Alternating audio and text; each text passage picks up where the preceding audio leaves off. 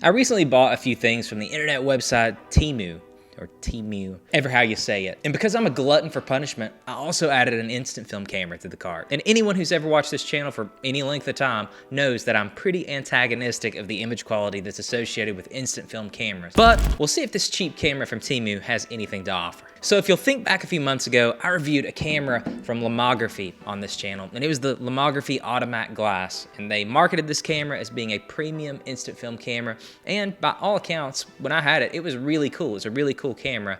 It's just, I was a little underwhelmed with the image quality, like I said, of instant film.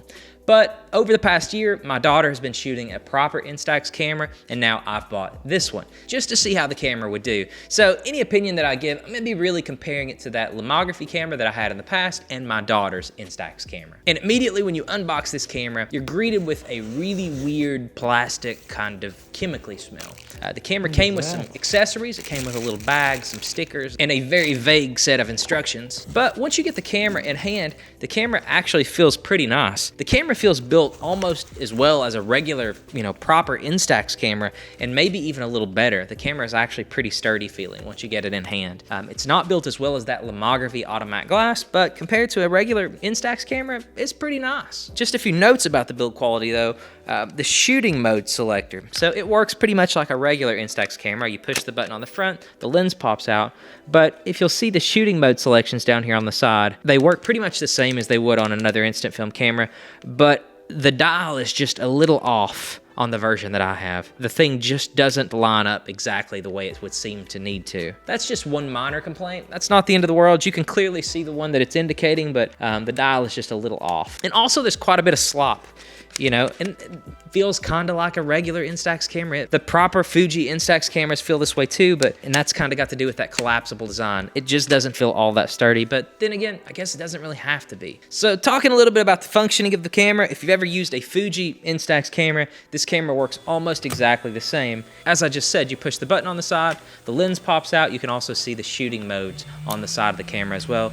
The camera comes with a built-in flash, and the shutter button is up here on the top. So the camera is a really simple design and owes a lot of its design features to that Fujifilm camera. One really good thing about the camera is the camera actually uses very easy to obtain conventional batteries. Unlike my Lomography camera that used a weird lithium battery, this camera uses two plain Jane AA batteries. So it's very easy to find batteries for. You can see I've got some rechargeables that I've popped in there. So kudos to the Chinese company for using batteries that are easy to get a hold of. So I've had the opportunity to take this camera out and shoot it a little bit. So I think first and foremost, I've got to say that actually getting the camera to come on and do what it needed to do for the first time was a little tricky. So I put the batteries in the camera, verified that I had them in the right way, and the camera didn't come on immediately. It actually took a couple of attempts and some wiggling of the batteries around to actually make the camera fire up for the first time. So perhaps there's some faulty connections here or there inside my camera, but it was a little slow to start. Another thing with the camera is I can't really tell that those shooting mode dials on the sides do much of anything.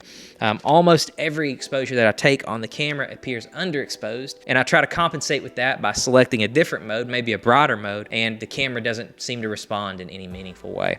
So maybe those functions do something, maybe they don't. Another interesting thing about the performance of the camera is it flashes every time. Every single time that you shoot the camera, there's no shooting mode that you can select to make the flash not fire. So if you don't want flash on your photos, too bad. You're getting it every single shot with this thing. And if you're looking for any sort of manual controls, you look at that Lomography Automatic Glass, and there were a few things that you could control on your own with that camera. But on this camera, other than the shooting mode selector that may or may not work, there is nothing that you can really control manually. The camera does everything for you. And the next thing we're going to take a look at in this video is the image quality of the camera. And just like almost every instant film camera that I've ever used, the image quality was disappointing. But perhaps even more so than with a traditional instax, or definitely the Lomography Automatic Glass. Taking a look at some of the shots that I took on this thing, all of the images look vaguely out of focus just a little bit. They're very soft. And of course, some of that is par for the course. When you're using these cameras with plastic lenses and very high f-stops, you're just gonna get some of that. But it does feel like the images that I've got on the camera so far have all been very, very soft. And another problem, and maybe this is just a problem with the instax film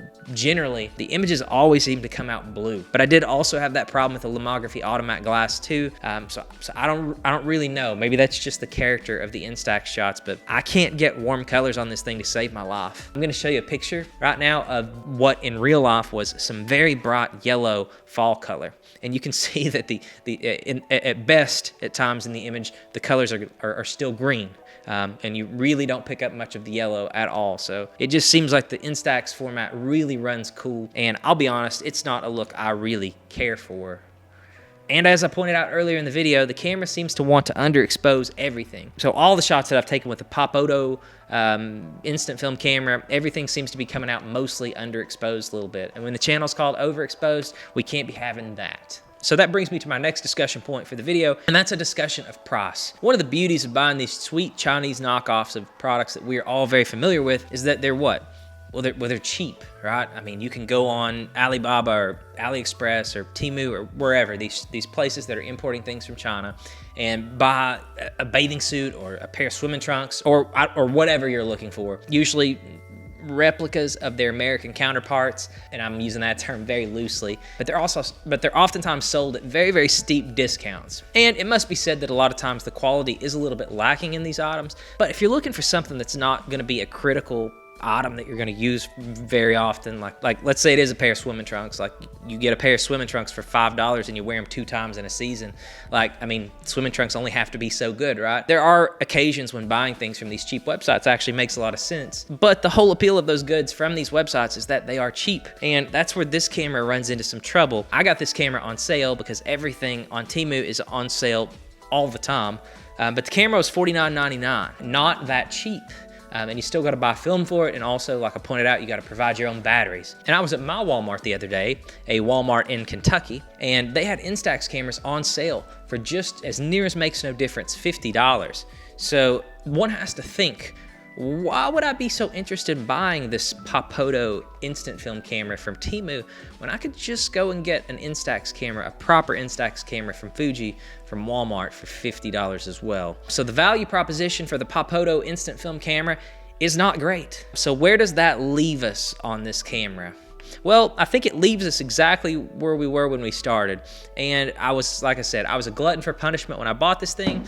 I thought it would make for a really fun review, and I have to say I have had a good time taking the camera out and shooting it, but I don't think any of the images that I took with this thing are gonna make it into my portfolio anytime soon. So 2 big takeaways here.